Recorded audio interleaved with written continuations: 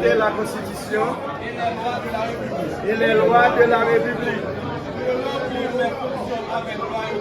de remplir mes fonctions avec loyauté, honneur, probité et de travailler à la pleine réalisation de la mission qui m'est confiée par le peuple de la commune.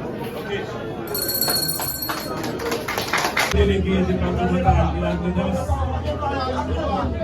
Monsieur le commissaire du gouvernement tribunal de police de l'économie, Mesdames, Messieurs les membres de la nouvelle commission, Mesdames, Messieurs les membres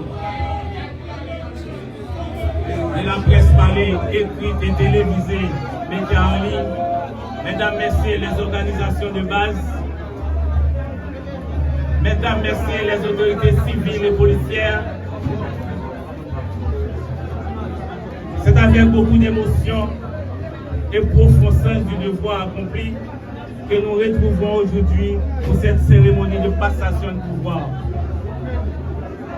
Cet instant n'est pas simplement un passage administratif, il est aussi un acte hautement symbolique de continuité institutionnelle, de respect des règles républicaines et de fidélité de notre commune. Lorsque nous avons été appelés à la tête de l'administration communale, à un moment où un vent d'anarchie avait menacé de sombrer le pays dans le chaos, la tâche était immense et le contexte particulièrement difficile. Nous avons accepté ces défis avec courage, convaincus que servir sa communauté est l'un des devoirs les plus nobles qui soient. Nous savions que le chemin serait semé d'embûches, mais nous étions résolus à agir dans l'intérêt supérieur de la population, avec dignité, fermeté et transparence. Au terme de notre mission, nous pouvons dire que nous allons livrer bataille, sans faillir jamais à notre devoir. Plusieurs actions menées méritent d'être rappelées. L'assainissement des rues, qui a été pour nous un véritable cheval de bataille. Nous avons voulu rendre à notre commune une image plus digne, plus propre, plus accueillante. Aux employés de la mairie qui n'ont jamais ménagé leurs efforts pour rendre l'institution opérationnelle. Leur dévouement force le respect et mérite l'admiration de tous. Chapeau. Aux acteurs de la société civile qui, dans les moments d'incertitude, ont choisi de nous faire confiance, d'applaudir nos décisions, même lorsque celles-ci étaient impopulaires mais nécessaires. Ce serait une faille partante si je n'ai pas remercié le sénateur Soel Yassine, qui, dans un contexte combien difficile, a contribué à la nomination de l'ancienne commission communale. Son soutien a permis de garantir la continuité institutionnelle et d'éviter le vide administratif.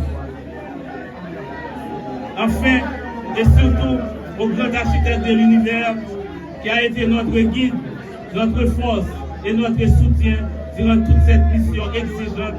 Sans lui, rien n'aurait été possible.